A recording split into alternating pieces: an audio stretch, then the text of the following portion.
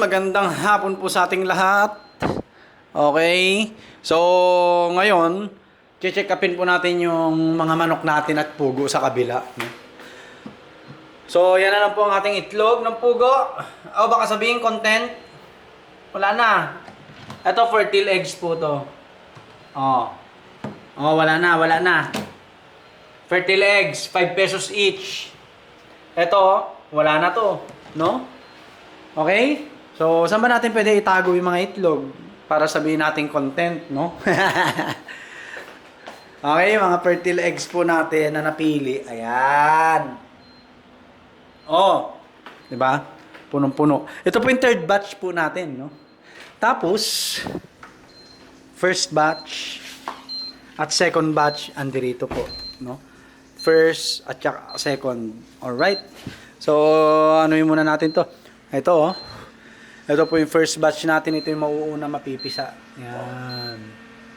Tapos, yung kalahati nito, kasabay ng second batch. Ito. Yan. Grabe yung init po. Ang taas ng temperature nitong ano natin. Yan, oh. No? Mataas yung temperature, men. Oh. 39 na, oh. No? Ayan. Tapos to 38. Grabe. Kaya ang ginawa namin ni mama, ayan po, nagbaljo kami rito. No? Yan, hanggang dito. Nga lang mainit pa rin. No? Kaya ang gagawin ko, magbabaljo ulit. Pero kumustahin muna natin itong mga manok natin. Ito, diniligan ko na po. No? Kahit hindi ko kaya, diniligan ko na po sila. Ayan, no? Di na natin muna tatagalan dito at masakit ulo ko po, no? Masakit yung ulo ko. Yan, yung mga yan kanina, sumisinghap na itong mga to. No? Itong mga nasa scratch pen natin kanina, malalalim na yung hinga eh. Lalo itong sweater natin.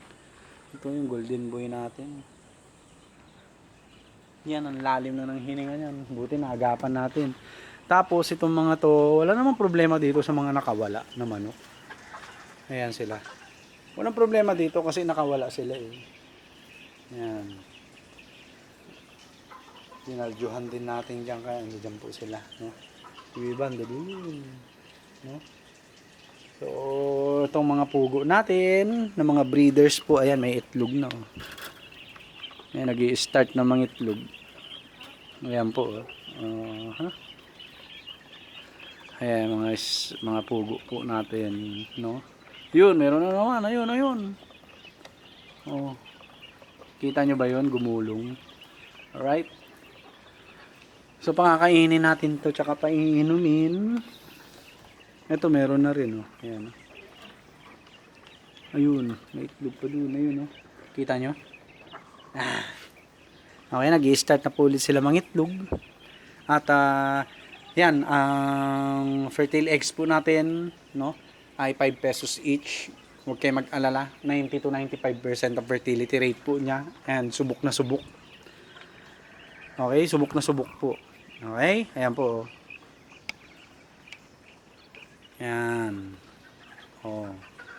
Di pa natin nalinis yung mga ipot nila. Okay lang yan, no? Okay. So, yun. Pakakainin na tsaka paiinumin muna natin sila bago tayo matulog, no? Tapos dito, ayan, nagbaljo rin po tayo rito. Tuyo na agad, oh. Ayan, no? Tuyo na agad. Oo. Tapos dito, tuyo na rin agad. Grabing init po ngayon. Ayan, no? Naka 38 po to, 39 po to. No? Naka 39. Delikado to, no? Kailangan mapababa tong temperature niyan, no? Magdidilig pa tayo. Okay, magdidilig pa po tayo. Alright, so yun lang po. Quail eggs, ubos na. Meron na po tayo fertile eggs, no? 5 pesos each. Okay, ayan po. And then yung mga collections po natin mamaya ay for sale na rin po siya, no? 5 pesos each po. Quail fertile eggs.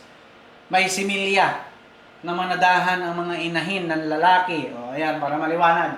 Na pag in-incubate nyo, pwedeng maging sisiw. Alright? Ito po, table eggs, walang similya. Okay? So, ano pinagkaiba po ng table eggs sa fertile eggs? Yung table eggs, walang similya po yun. Itlog po yun ang inahin dahil sa mga layer feeds, no? So, mas mataas ang shelf life niyan, 2 weeks. Tapos kapag nasa ref, more than 2 weeks. Unlike sa fertile eggs po natin, maximum 5 days. No? Na nasa room temperature, yung hindi mainit, hindi sobrang lamig, no? Tatagal siya ng 5 days bago ma-incubate. Okay? So, yun po, no? Grabe ang init, no? Tumatawag ang bossing. Uncle! Hello? Ah! Nung isang araw nagpunta ako dyan, kukunin ko sana yung manok. Tulog ka? Opo,